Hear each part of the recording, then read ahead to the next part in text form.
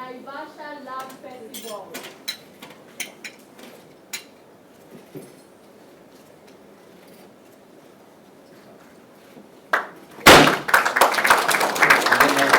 Move back. You from that. Move back.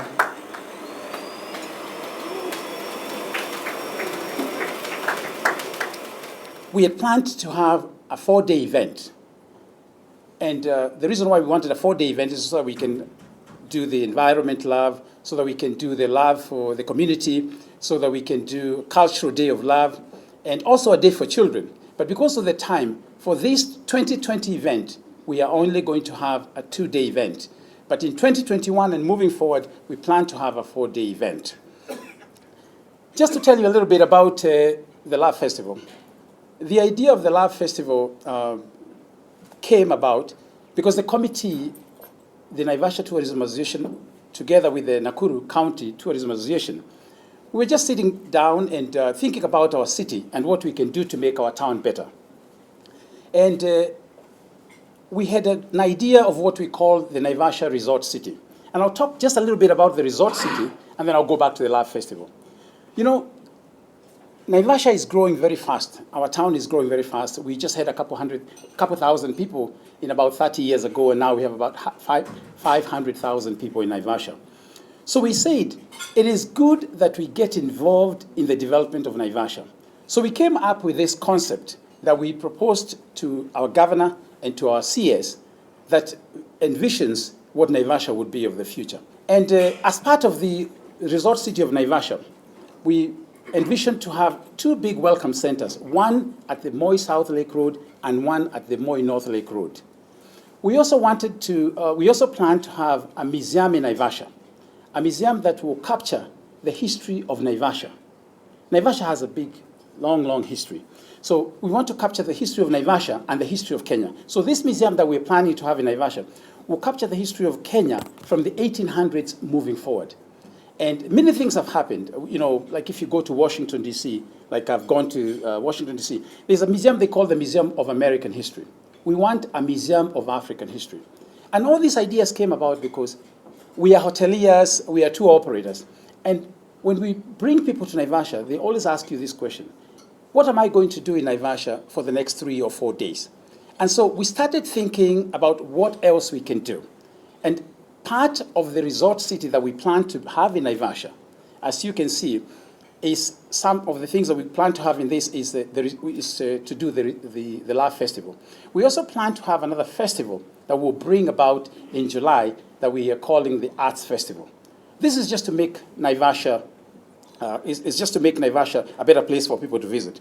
Naivasha is known for all sorts of activities. It is one of our destinations. The other destination we have is Nakuru, because Nakuru itself is a destination. We have the Elementites, the Menengai craters. We have a lot of adventure sites. We have agriculture tourism, film tourism.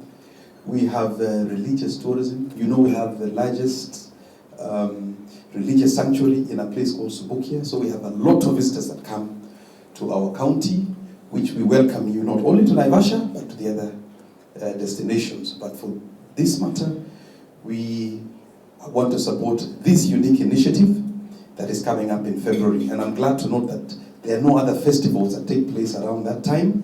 So the private sector should take up, come and sponsor, come in and take up some of the activities and benefit your companies, benefit the community, benefit the tourism sector, and most importantly is to keep the jobs that we have in Naivasha. It's a very special occasion for us, and we will be supporting you as a county because it's our constitutional mandate to promote tourism.